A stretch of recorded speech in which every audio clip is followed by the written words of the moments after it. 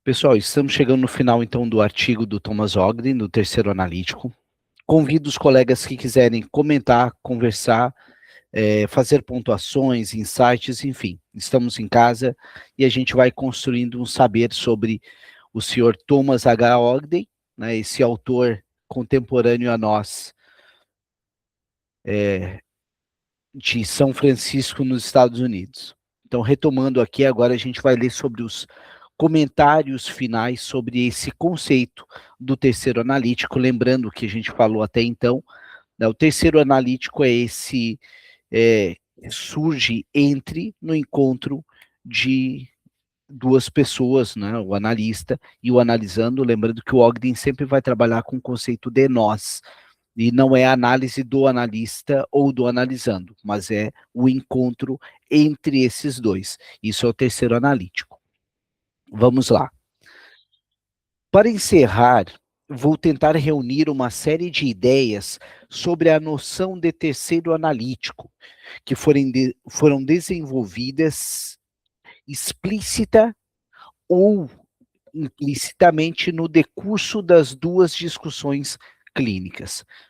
O processo analítico reflete a interação de três subjetividades, né? O Ogden é aquele cara que vai trabalhar na intersubjetividade. A do analista, a do analisando e a do terceiro analítico, né? O que surge no encontro. O terceiro analítico é uma criação do analista e do analisando e, ao mesmo tempo, analista e analisando. Enquanto o analista e analisando são criados pelo terceiro analítico, não existe analista analisando nem análise na ausência do terceiro. Lembrando, Ogden não trabalha na transferência nem na contra-transferência. Ele trabalha nessa transferência barra contra-transferência. Como o terceiro analítico é vivido por analista e analisando no contexto de seu próprio sistema de personalidade, história pessoal, configuração psicossomática e etc. A experiência do terceiro, embora ele seja criado conjuntamente, não é idêntica para cada participante, né? Ou seja, é algo assimétrico. Né? Ambos constroem esse terceiro analítico, mas é vivido de acordo com a sua própria história. Né? Se surge uma reverie no analista ou no analisando, ela pode ser diferente para cada um, mas no contexto do terceiro analítico. A experiência do terceiro analítico, embora seja criado conjuntamente, não é idêntica para cada participante. Além disso, o terceiro analítico é uma construção assimétrica, porque gerada no contexto do set analítico, o qual é fortemente definido pela relação entre os papéis do analista e do analisando. Deixa eu ver aqui, pessoal. Estava mexendo a tela. Quando eu mexo o mouse, ele muda aqui. Só um pouquinho, deixa eu ajeitar a configuração. Até aqui para vocês. Faz sentido, não faz sentido? O que vocês estão entendendo aqui? Tudo certo? Ok. Então, agora acho que não vai mexer mais. Agora ficou certo. Só deixa eu retomar que esse aqui não dá para a gente ver certinho. Ok, não identificado. Além disso, o terceiro analítico é uma construção assimétrica porque gerada no contexto do set analítico, o qual é fortemente definido pela relação entre papéis do analista e do analisando. Como resultado, a experiência inconsciente do analisando é privilegiada de uma maneira específica, ou seja, é a experiência passada e presente do analisando que é tomada pelo par analítico como principal tema, embora não exclusivo do discurso analítico. A experiência do analista e do terceiro analítico e é usada principalmente como um veículo para compreender a experiência consciente e inconsciente do analisando. Analista e analisando não estão envolvidos em um processo democrático para análise mútua. Não é o meu analisando que vai me analisar. Inclusive, a análise mútua é um conceito do Ferenczi, né, muito polêmico a priori, né, diga-se de passagem. Entendo, então, que o terceiro analítico ele é uma bússola para a nossa sessão, para a nossa análise, ok? Então, o terceiro analítico ele é uma bússola.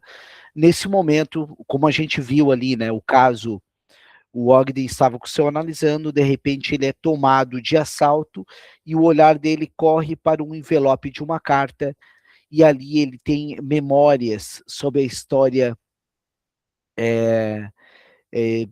de um porquinho, agora eu não lembro qual era a história em questão, mas ele se permite ouvir as memórias dele, essa saída ali que ele dá, essa divagação, entendendo que fazia parte do terceiro analítico, e ele não retira do campo dele, ele começa a ver o que tinha a ver com a análise.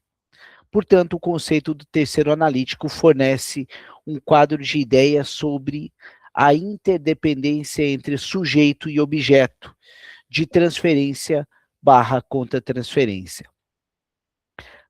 Claramente sobre a miríade de fatos clínicos intersubjetivos que encontra, sejam eles aparentemente divagações internas e sua mente sensações corporais que aparentemente nada tem a ver com analisando ou qualquer outro objeto analítico intersubjetivamente gerado pelo terceiro analítico. Aqui é interessante a gente lembrar que o Ogden, inclusive, nos traz sobre a questão psicossomática, né, que ele sofre no próprio corpo. Deixa eu até pegar esse caso, eu citei ontem no nosso curso sobre o inconsciente, sobre várias perspectivas, sobre psicossomática no Thomas Ogden. Colegas, alguém quer pontuar algo aqui para a gente conversar juntos? O nosso texto, ele encerra nessa parte dos comentários. E agora eu vou trazer os exemplos para que nós possamos trabalhar juntos aqui. É isso que eu ia falar, para você trazer alguns exemplos para a gente poder discutir. Isso, a ideia agora E assim, pode falar.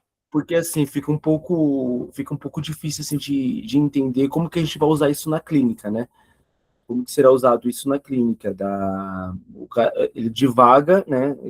Ele entra nessa questão do terceiro analítico, e eu queria saber como que ele usava isso na clínica dele. Não, a gente tem alguns exemplos aqui para trabalhar, porque no texto não temos mais o que fazer. Então, o que nos sobra agora é falar sobre esses exemplos. Natália, por favor. Eu estou no comecinho mesmo de um livro do Násio, e que ele fala de um inconsciente instrumental, que quando aqui nesse começo dessa leitura, me faz um pouco lembrar desse terceiro analítico. Eu não sei se tem alguma coisa a ver. Ele conta mais ou menos que quando ele atende um paciente, a gente cria esse inconsciente instrumental, que não é o inconsciente do analista como pessoa, é um inconsciente mais refinado, é um inconsciente paralelo ao pessoal. E aí ele usa desse inconsciente para trabalhar com o paciente. Olha, tem muito, muito, muito em comum com a linha do que o Ogden está propondo, tá? Tem bastante a ver, sim, porque o Ogden, que é esse senhor aqui, ele fala exatamente sobre essa questão, sobre algo que surge no encontro da análise, e no qual a gente trabalha junto com esse... ele chama de terceiro analítico, mas faz muito sentido a linha do Násio. Não sei te dizer qual é o conceito do Násio a fundo, eu não cheguei a trabalhar sobre esse conceito a fundo no Násio, mas faz muito sentido porque é algo que surge, e a palavra que deve ficar para nós é a palavra encontro. né, o que surge no encontro. Mas faz muito sentido o que tu estás dizendo, tá? Eu só não vou poder aprofundar porque eu não conheço a fundo do conceito do Nazi, eu não estudei, só li. Pode falar, por Esse favor. encontro parece uma criação, né? Tipo assim, uma coisa que se cria a partir do encontro. Então, eu acho que pode... Obviamente não deve ser a mesma coisa, mas eu acho que são coisas parecidas. Dá pra gente ter uma bússola a partir daí de algo muito parecido. Eu gosto muito do exemplo da Ana Sui. A Ana Sui diz que você faz análise comigo, o Diego faz análise comigo. O nosso discurso vai para um lugar, tem um vínculo. Se eu usar o Ogden, eu vou dizer que surge um terceiro analítico do nosso encontro. Se você faz análise com o Diego com você, surge um outro terceiro analítico, é um outro encontro. Então o discurso vai para outro lugar. A Ana Sui chama isso de laço, de vínculo, que ela diz que não é que um analista seja melhor que o outro, é que esse tipo de vínculo, de encontro, suscita que o discurso vá para tal lugar. Né? Então, o terceiro analítico ele é próprio da dupla analítica e não é homogêneo para todo mundo. Né? Esse é o ponto. Mais alguma coisa, Natália? Não, só isso. Sandra, por favor. Bom dia. Bom dia. Eu concordo com o Diego. Ele já falou. Eu não vou falar muito porque eu tô com a gripe. Amanheci hoje atacada da rinite. Uhum. Então, um exemplo seria bom a cada fala. Eu? Só isso, Michel. Eu só vou dizer para vocês o seguinte, dão um pulo de vocês. O que vocês acham, Diego? Oi? Não entendi, Michel. Não entendi. Não, eu só queria exercitar o meu sadismo, se ele tá vivo ainda.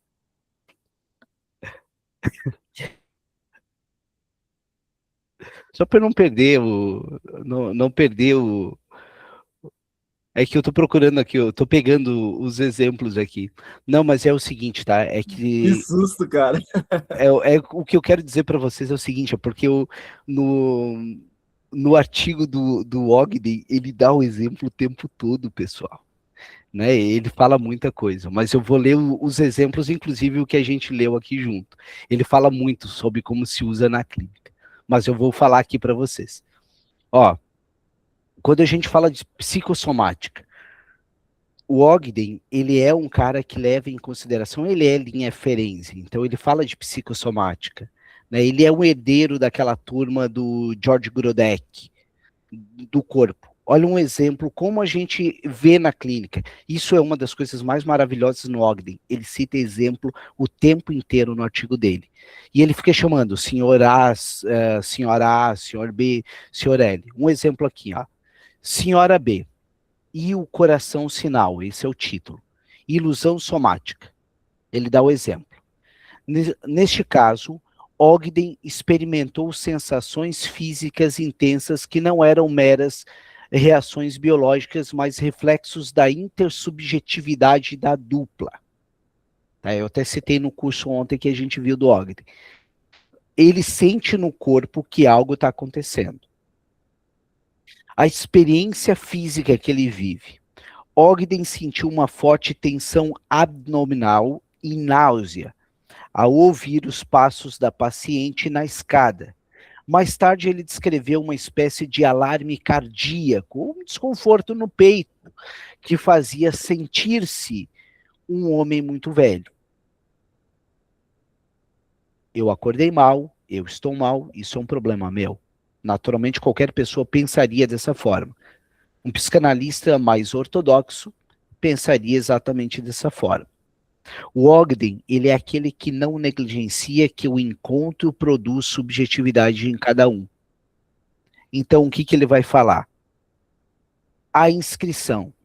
Ele percebeu que essas sensações eram uma ilusão somática compartilhada.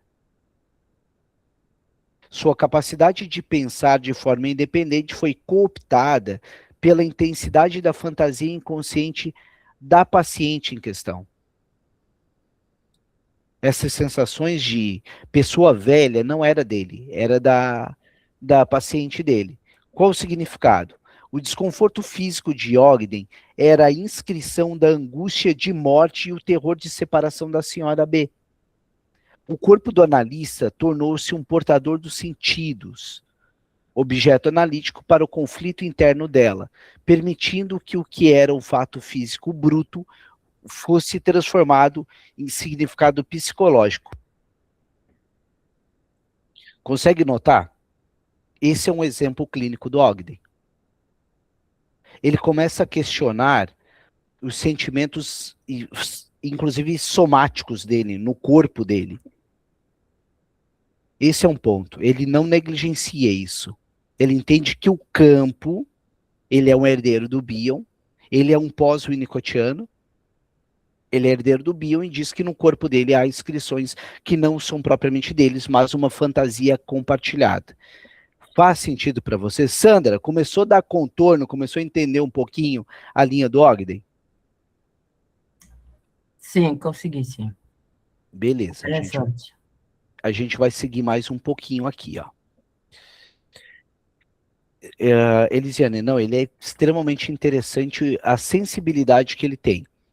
Vou dar mais um exemplo, agora vai ficar mais claro ainda. Inclusive, a gente leu esse exemplo. O Sr. L e o envelope, ok?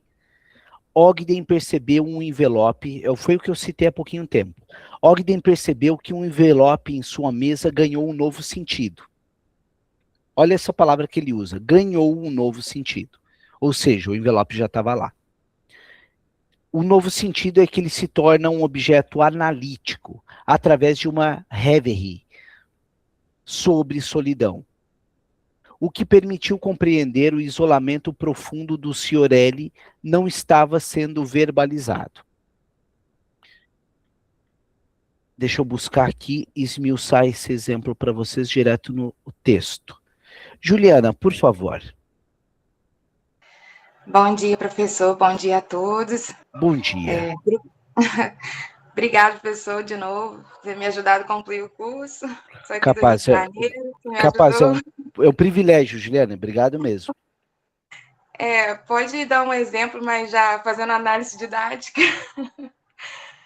Pode falar, professor. Tá, tu queres que eu dê o exemplo ou você vai dar o exemplo? Não, eu posso falar? Claro, por favor.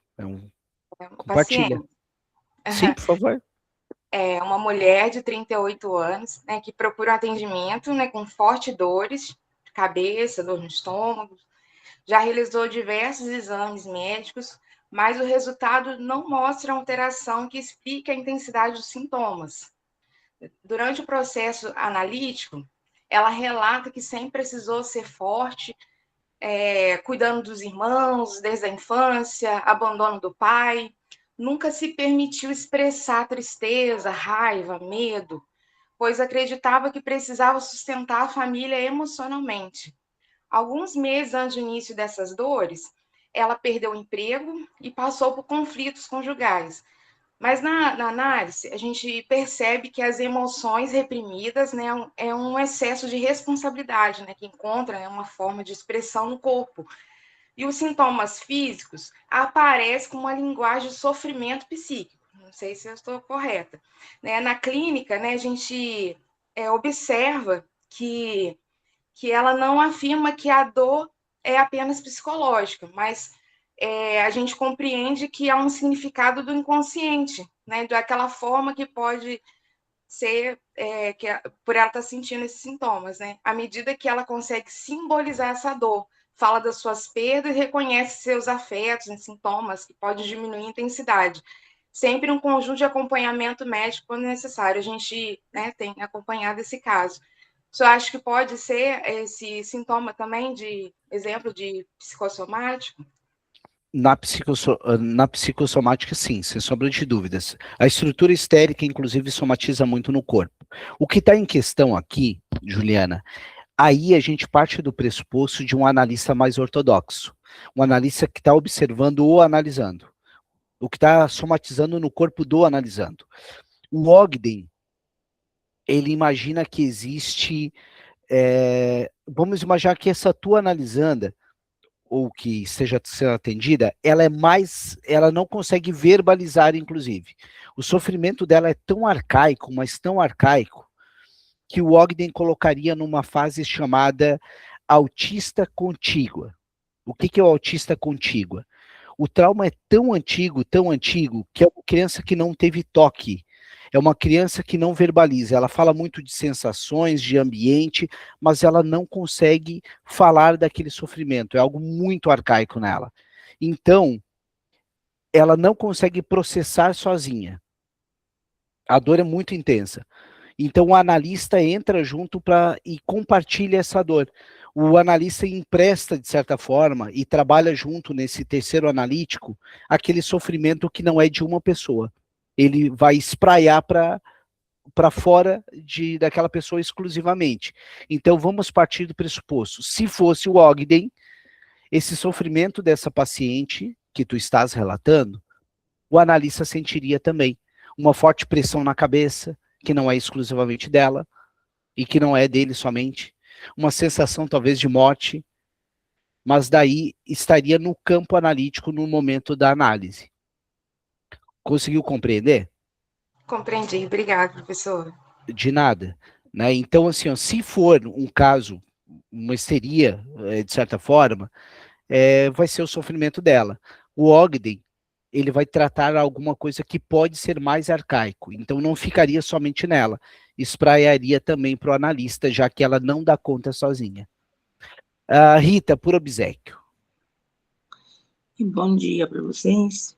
Bom dia. Estou vendo aqui, assim, né, e na leitura de Ogden,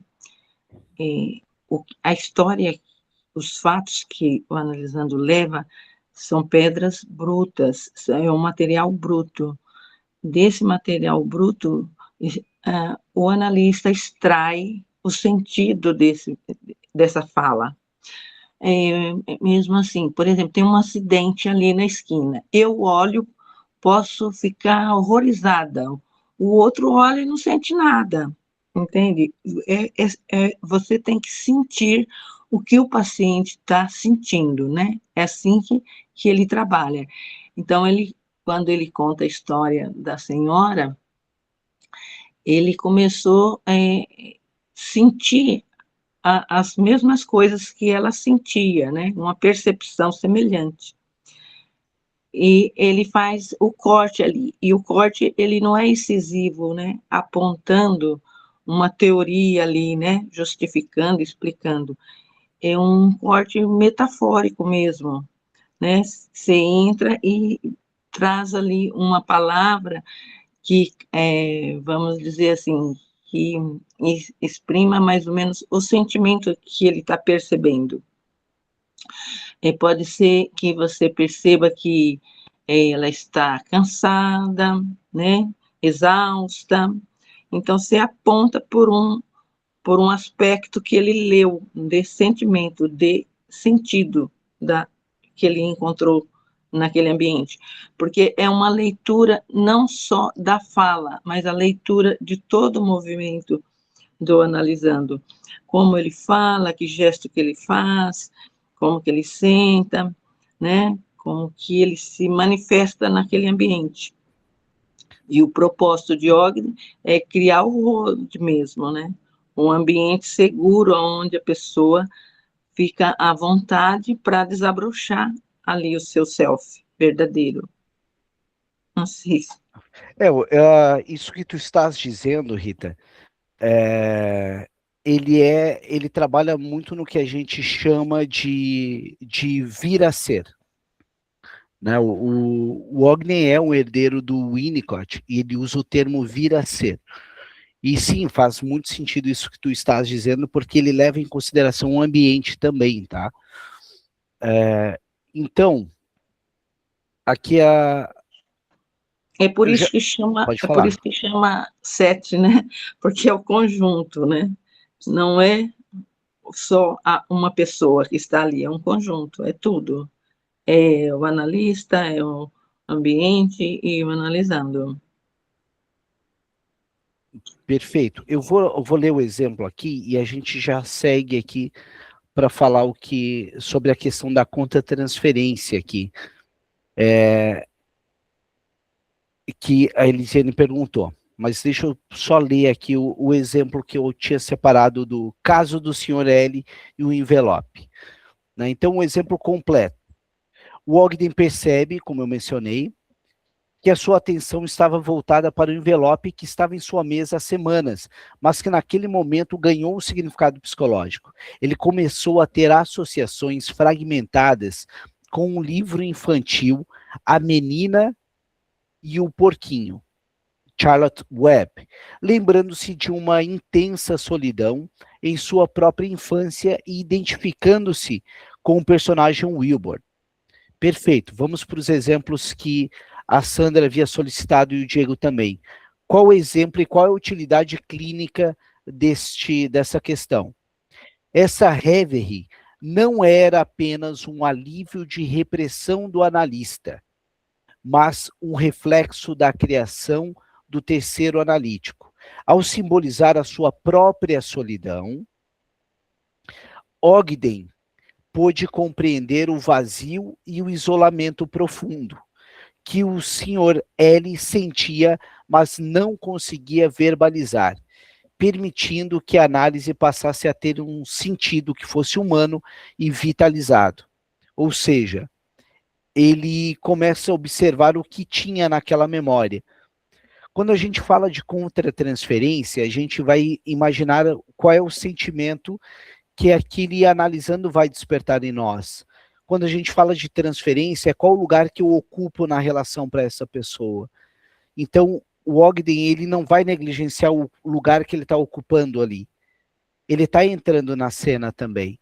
Então, por isso que a gente diz que o Ogden, ele é transferência barra contra-transferência. Então, para a gente trabalhar essa questão, vamos elencar 3 pontos aqui. Observar a própria experiência emocional, quais são os sentimentos que surgem, que sejam intensos, que sejam incomuns, seja tédio, sono, irritação, ansiedade, vazio. Durante a sessão, pode expressar aspectos do mundo interno do paciente e não apenas reações pessoais do analista. Aí a gente trabalha muito nessa questão até da própria contra-transferência. Prestar atenção nas reves, no sentido, quais são as imagens, as lembranças, fantasias, sensações corporais. Aqui entra a questão do que é o lugar da transferência. Pergunte-se qual papel você está sendo levado a ocupar. Aí a gente vai diferenciar da contra-transferência. Porque a gente também vai perguntar qual é o lugar que a gente ocupa nessa relação. Né? Se você sente uma pressão para agir como salvador, um crítico, um perseguidor, né? Eu estou ocupando um lugar de pai, um lugar de irmão. Então, Elisiane, essa é a questão. Eu não levo só em consideração o que vem de lá para cá, mas o que eu estou também ocupando naquele lugar. E daí o resto, pessoal, é experiência também. Não dá, tem muita coisa que está do real aqui que falta. Sandra, por favor. No caso, ele se colocaria inteiramente no lugar do outro. É isso? Eu diria não no lugar do outro. Assim, Mas sentir, pensar junto, agir. estar presente naquele lugar. Como se estivesse imaginando, digamos, fecho o olho, escuto e vou tentar sentir o que o analisando está sentindo. Olha, Para chegar lá? uma sugestão que eu dou é não feche o olho. Eu sei. Isso é um Existem, exemplo só. não, É como mas se fosse, mas estou de olho aberto, é claro. sim, é o sonhar acordado. É isso. Mas saiba que existem analistas bionianos que atendem de olhos fechados. Eu sei. Eu já sei. Então, aí ele sente, ele tenta ver aonde, naquela época, né? Onde o analisando está, onde o analisando está falando e para poder entender o que ele está sentindo. O que ele está passando ou o trauma que ele sofreu? Só que daí eu tirei o ele, né? Hum. Eu tirei o ele porque a gente está trabalhando no conjunto. Né? Eu fico imaginando o que está acontecendo aqui nesse momento. O que está surgindo? Eu estou aqui com você na sessão e de repente começa, opa, alguma coisa me dispersa.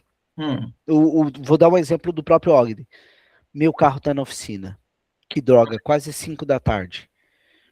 Já está fechando a porta. Eu não negligencio essa memória, eu entendo o que ela quer me dizer. Opa, talvez a Sandra esteja fechada e não queira expressar os sentimentos dela.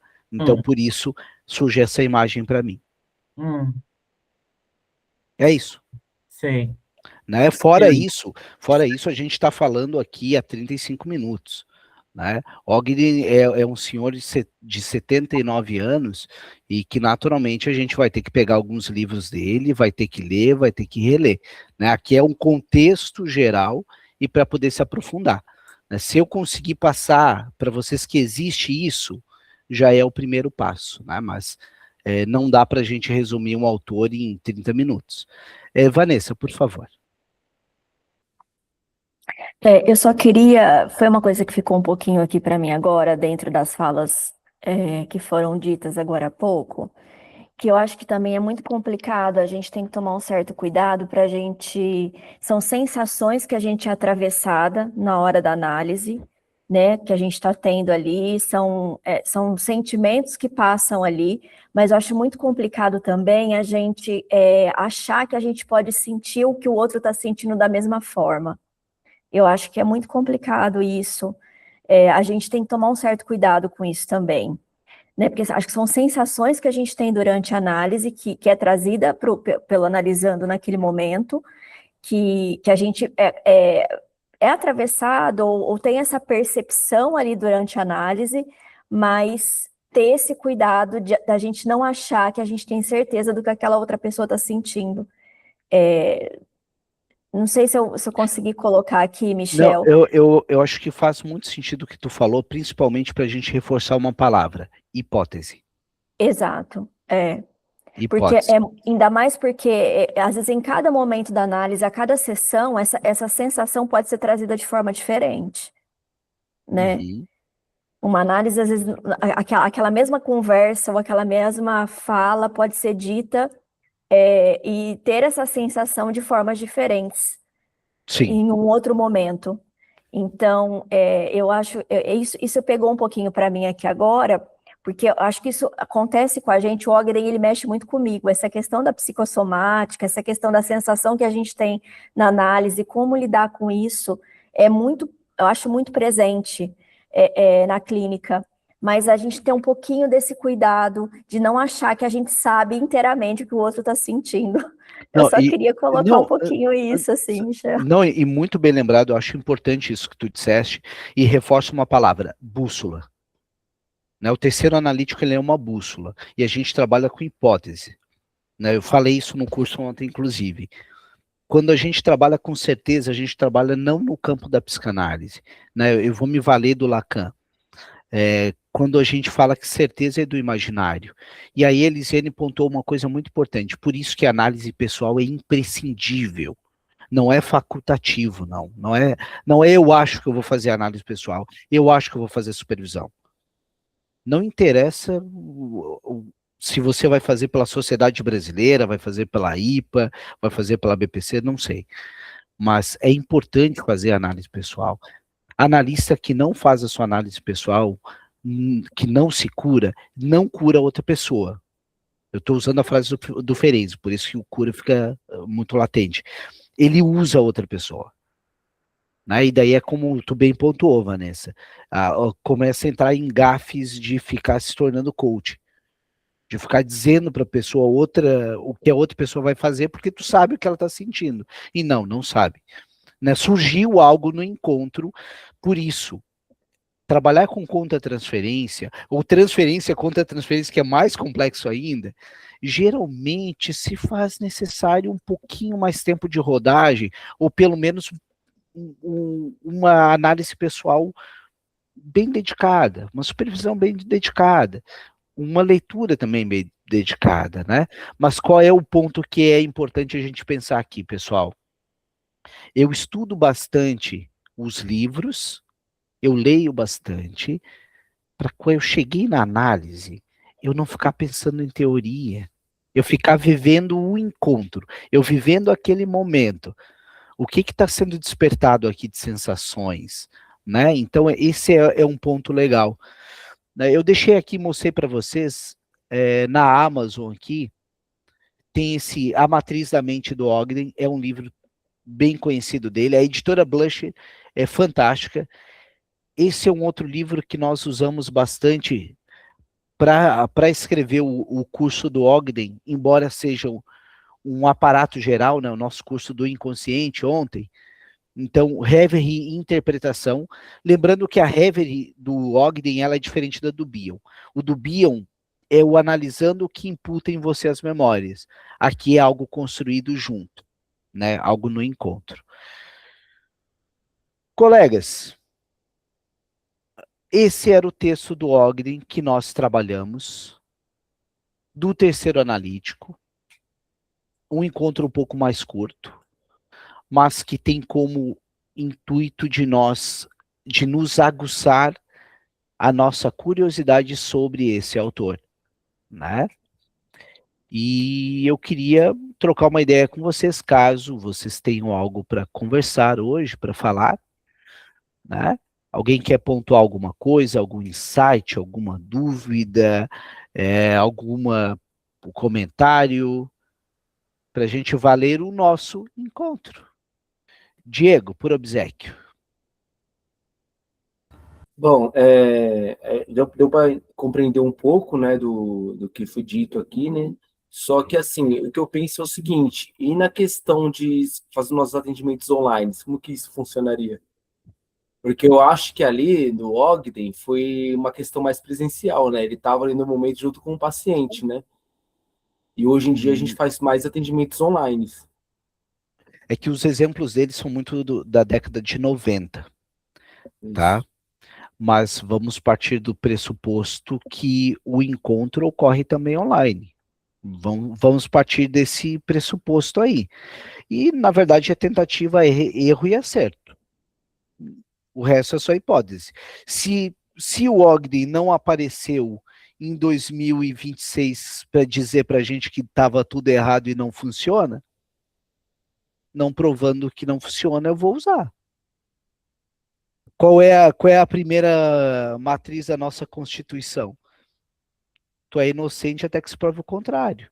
Funciona até que alguém diga o contrário. Então, eu penso que não tem outra forma, né? Mas até 2020, Diego, ninguém acreditava na análise online.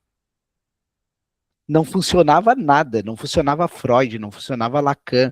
Por que o Ferenczi voltou? Porque o Ferenczi falava da elasticidade da técnica.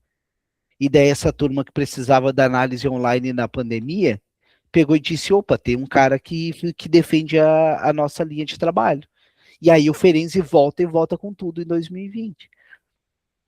Né? Então, acredito dessa forma, mas o que tu disseste faz muito sentido, só que agora é erro e acerto. Né? Eu tive alguns exemplos ali de situações que, para mim, julgo ter sido bem sucedida. Né? E pelo meu analisando também. Rita, por favor.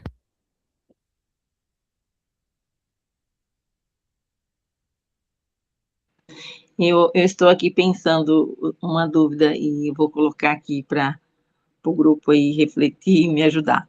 E no 7, você não vai sentir o que o paciente está sentindo, mas você vai sentir o impacto daquela história para você.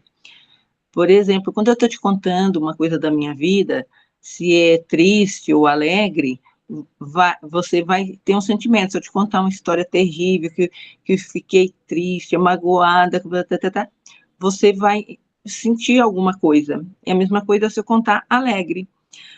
E é isso que você capta na hora que você está conversando, a pessoa está te contando os fatos, mas como ela conta, reflete em você. Você passa a ver aquela história, como se você estivesse naquela história dela, o que você está sentindo frente àquele acontecimento. Um exemplo, compactuando com o que a Rita trouxe, o Ogden usa uma expressão. Enquanto você me contava sobre tal situação, ou nesse momento me veio uma memória, me veio uma imagem de 2 meninos num lago, um desses meninos cai e estava muito frio. E essa memória me dá uma sensação de solidão. Faz sentido para você essa imagem?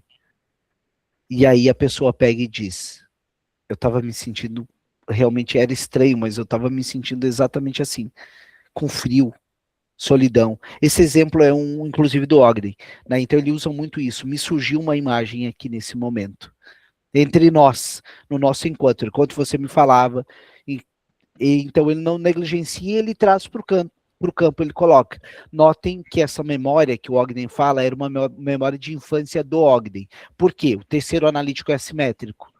A sensação de solidão daquela pessoa toca na solidão do analista com as suas memórias. Então, diferente de um freudiano, que eu não vou botar as minhas memórias, o ogdeniano vai botar as memórias dele e vai dizer, surgiu essa memória aqui. Ele não vai fazer uma análise pessoal de dizer, olha, essa memória é isso, aquilo, é minha. Não, ele não vai falar, ele vai falar o sentimento que aquela memória dele teve. Memória de essa imagem que surgiu sobre isso, aquilo. Faz sentido para você? O que você me diz a respeito dessa memória? Né? Mas geralmente tu usa com analisandos que não conseguem muito verbalizar o que está acontecendo. Né? Na posição Michel, artista contígua. Fala, Rita. Michel, você está fazendo um pouquinho de yoga aqui, né? Quando a gente fala, você bate em você, você percebe de uma maneira e traz uma impressão que você teve. Sim. É mais ou menos isso. Exatamente Quase isso. Exatamente isso. Né? Eu não negligencio muito o que está acontecendo comigo. Eu entro na cena e trabalho junto. Me deu vontade de ser. Me deu você vontade não leva de ser. para casa. Não, né? não. É só aqui, só no momento. Deu vontade de ser sarcástico, eu vou chegar e vou trazer. O campo propiciou que houvesse isso aqui para mim. Certo. E eu não vou levar para casa, eu não vou somatizar o negócio, não. Eu vou pegar e vamos partilhar junto aqui. Né? Colegas, era isso que tínhamos sobre o senhor Thomas H. Ogden, né, um senhor de 79 anos de São Francisco, que vocês não vão encontrar em congressos, ele não viaja, ele tem essas peculiaridades meio norte-americano, né? Tiago, por favor, com a sua voz de locutor de rádio, o que a Jovem Pan fala? Jovem Pan? Ai, cara, eu nem sei, rapaz. Eu vou fazer uma pergunta para o Diego. Diego, a sua pergunta foi respondida porque no finalzinho você deu um golinho de água ali, como se estivesse engolindo. Não foi água não, Thiago, foi café que eu tava tomando. Bah, que susto, hein, Diego? Achei Olha. que já ia para outro lugar, já, Diego. Foi café. Meus gatos não deixou dormir durante a noite, Thiago, aí eu tô tomando café para dar aquela acordada. Mas sim, foi respondido, sim. Tiago, aproveitando aqui, pessoal, eu tive ontem de manhã, junto com o Felipe, nós tivemos um encontro com o grupo Balint de Londres, embora eles, o cara que cuida hoje, eu acho que estava na Austrália, mas a gente está organizando, eu e o Felipe, um grupo de supervisão estilo grupo Balint, né? Michel Balint, Michael Balint, o herdeiro do Ferenzi, e em breve a gente tem novidades e algo muito legal. É um grupo no qual todas as pessoas ficam com câmera aberta, serão somente, no máximo 10 pessoas esse grupo. É um grupo bem fechado, com pessoas que trabalham na linha de transferência e contra-transferência, sobretudo contra-transferência. Tá? Então a gente vai estar organizando esse grupo aí, E só trazer aqui para vocês, é algo que a gente está bem curioso para trabalhar, e aqueles colegas que trabalham com contra-transferência, que já estão atendendo, daí é preciso que já estejam atendendo, e podem ir chamando lá que a gente troca uma ideia para fazer esse piloto. A gente está fazendo lá com o pessoal da Inglaterra, e a ideia é trazer aqui para o Brasil também essa linha de trabalho, tá? E é muito interessante mesmo, né, esse trabalho de contra-transferência, porque a gente sempre ouve lá nas supervisões, principalmente por você, Michel, que... pelo Felipe também, que a atenção é importante, né, para a pessoa conseguir liberar ali os sinais do inconsciente. E essa tensão muitas vezes é ocasionada pela contra-transferência. E esse é o ponto. O grupo Balint, ele tem uma característica que todos esses participantes ficam com a câmera aberta. Um dos colegas traz o caso durante uns, no máximo 20 minutos, 30 minutos. Daí fecha-se a câmera daquele que apresentou o caso durante algum tempo. Se está no presencial, ele puxa a cadeira para trás. E daí os outros debatem, olha, não é a ideia de resolver o caso, a gente vai debatendo ali o que surgiu no campo, e depois a pessoa volta e a gente externa para ver de que forma essa pessoa pode ser ajudada. Né? Então, um trabalho bem legal. Colegas, eu proponho, caso alguém tenha um celular bom, o que vocês acham de a gente abrir a câmera, tirar uma foto, postar no nosso Instagram, para aqueles que querem atender ou estão atendendo, mostrarem para o que estão trabalhando, de alguma forma, que estão se aperfeiçoando? O que vocês acham? Uma sugestão aqui. Para mim é indiferente, porque normalmente eu reposto, eu não costumo postar. Alguém quer fazer alguma coisa? Alguém tem uma câmera aí, queira abrir, tirar uma foto? O Thiago abriu a câmera, não acredito, não. Pois então, pessoal, se o Thiago abriu a câmera, né? Se o Thiago abriu a câmera, tem que tirar foto. Exato, né? Convido os outros colegas, porque o Thiago abriu a câmera, pessoal. Vocês estão vendo um momento raro que acontece aqui. Meu Deus do céu, todo mundo abriu, que pressão, hein? Pois, e isso é bullying, né, Thiago? Pessoal, Diego, consegue tirar foto ou dar um print na tela aí, daí tu posta lá? Vou tentar tirar foto, mas eu não sou bom com foto, não. Vou tirar um print aqui. Minha mulher sempre reclama. Perfeito, por favor. Aí, melhor.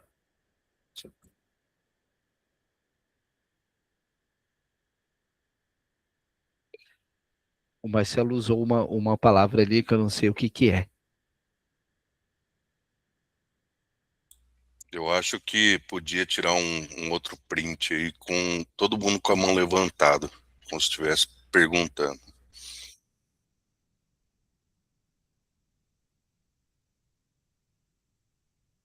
A mãozinha mesmo aqui do... Ó. Seu microfone, Michel. Michel, faz mímica aí. Não, eu disse que a ideia do Thiago é ótima porque aparece o nome, pessoal. Thiago, excelente ideia, Thiago. Feito, então? Olá, vou de novo, peraí. Pronto. Feito. Pessoal, obrigado pela parceria de todos. Vamos debater no grupo qual é o próximo texto para nós estudarmos. E penso a gente seguir na linha do Ogden mais um pouquinho. Tá bom? Bom dia a todos. E amanhã a gente volta com o Nietzsche. Obrigada, bom dia. Valeu. Bom dia, tchau, tchau.